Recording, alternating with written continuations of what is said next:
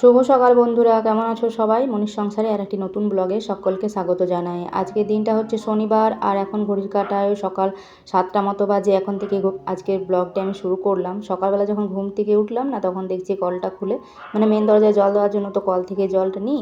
আর এতক্ষণে যখন আমি ঘুম থেকে উঠি তখন মানে জল চলে আসে অন্য দিন, তবে আজকে দেখছি কলের জল আসেনি। তো কী আর করা যাবে, মেন দরজায় তো জল দিতেই হবে, যে কারণে সিঙ্ক থেকে নিয়ে জল দিয়ে দিয়েছি। আর তারপর দেখলাম এখনও কেউ যখন ঘুম থেকে ওঠেনি, কলের জলও আসেনি, জল ভরারও নেই। তো ব্রাশটা করে নিয়েছি, বেশ কিছুক্ষণ বসে বসে ব্রাশ করতে করতেই তারপর দেখছি কলের জলটা আসলো। কেন জানি না আজকে একটু লেট করে কলটা খুললো। আর তারপরে এই তো এখন ব্রাশ করে এসে দেখছি যখন কলটা খুললো তো জলগুলো ভরে নিই। বেশ অনেকগুলো জলের মানে হাঁড়ি, এই যে বোতলগুলো তো ফাঁকা হয়েই যায়, বাকি হচ্ছে বালতি হাঁড়ি এগুলো ফাঁকা রয়েছে। তো জলগুলো সব একটা একটা পর ভরে নিয়েছি, তবে এখনও বোতলগুলো ভরিনি। বোতলগুলো কয়েকটা ফাঁকা রয়েছে, ওগুলো ভরবো। তার আগে বললাম চাটা বসিয়ে দিই, চাটা এদিকে হতে থাক, তাকে আমার বোতলগুলো ভরা হয়ে যাবে। তো এই আর কি।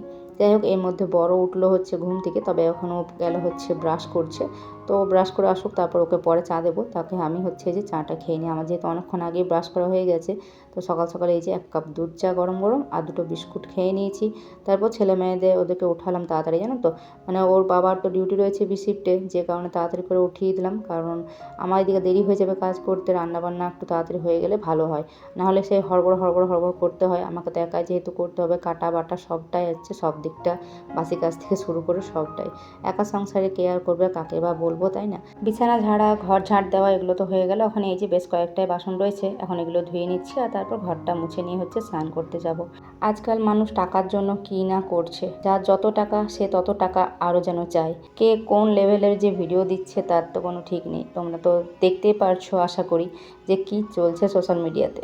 সত্যি কথা বলতে বড় মানুষরা, বড় লোকেরা যা মানে কোনো কিছু করলে না, সেগুলো খুব একটা দোষের চোখে দেখা যায় না। কিন্তু দেখবেন এই যে আমাদের মতো মিডিল ক্লাস ফ্যামিলি হোক, তারা যদি এরকম কিছু কাজ করে তাহলে বলে দেবে অশিক্ষিত, এসব আর কি। তো বড় লোক যেহেতু টাকা অনেক প্রচুর রয়েছে, টাকা আর আরও টাকা চাই, যে কারণে এগুলো হচ্ছে করছে।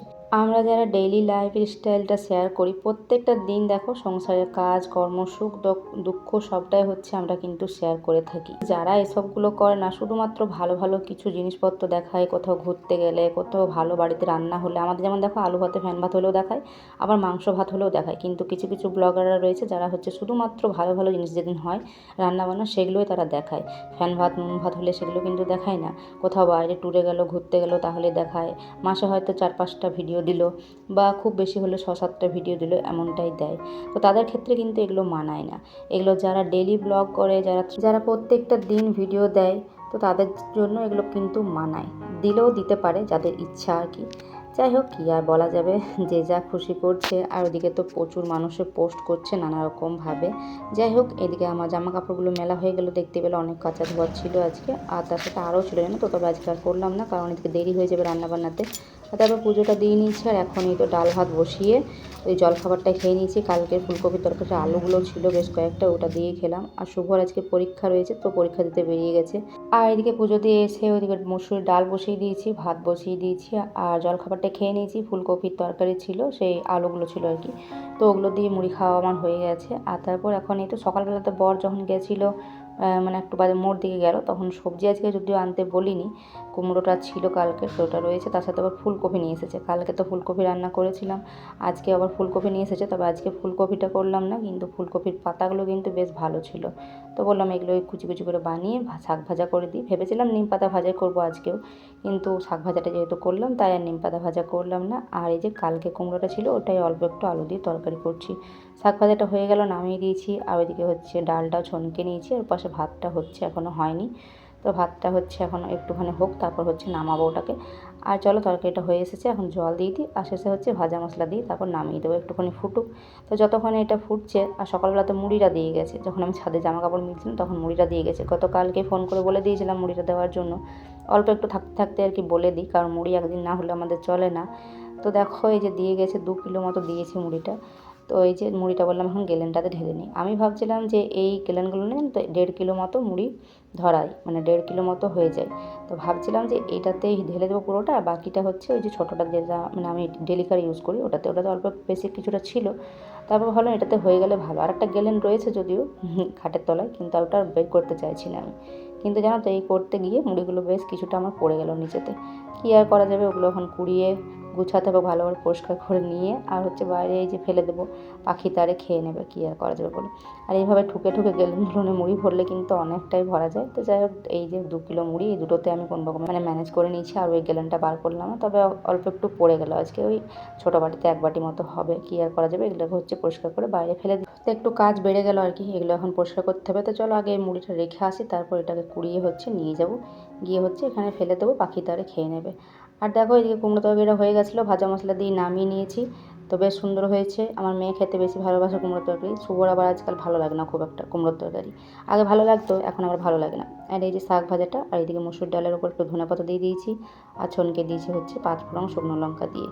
তো রান্নাবান্না কমপ্লিট, বর খাওয়া দাওয়া হয়ে গেছে, যদিও অনেক আগেই আমার রান্নাবান্না হয়ে গেছে, গ্যাস মোছা বাসন ধোয়া ওগুলো করা হয়ে গেছে অনেক আগে।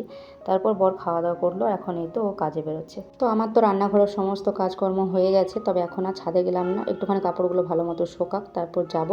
তো তাকে ভাবলাম যে আরও এক্সট্রা কিছু কাজ থাকে যেগুলো, তো সেগুলো করে নেবো। তোমাদেরকে তো আগের ভিডিওতে বলেছিলাম যে একটা বিয়েবাড়ি রয়েছে, তো বিয়েবাড়ি যাওয়া হোক চাই না হোক, কিন্তু গিফট তো লাগবেই। তবে আশা রাখছি যে বর আজকে কিছুটা বলেছে যে হ্যাঁ যাওয়া হতে পারে, তো যেদিন যাব সেদিন ভাববো যে হ্যাঁ যাচ্ছি। তাও একটুখানি আজকে মনটা খুব ভালো লাগছে বর বলার পর যে হ্যাঁ যাওয়া হচ্ছে আর কি। আসলে কারখানায় হচ্ছে ডিউটির ব্যাপার, তো ছুটি পাওয়াটা খুব মুশকিল, অনেক অকেশনে হচ্ছে এইভাবে করে যাওয়া হয় না। তো বরকে বললাম যদি তুমি না যেতে পারো তাহলে হচ্ছে আমরা যাই, কারণ নিজস্ব মানুষের আত্মীয়র বিয়ে বাড়ি থাকলে আর কি যেতে তো ইচ্ছা করবে বলো, আর তারপর না গেলেও খুব খারাপ দেখায়। তো যাই হোক, যখন যাবো তখন তো অবশ্যই তোমাদের সাথে ভিডিও শেয়ার করব।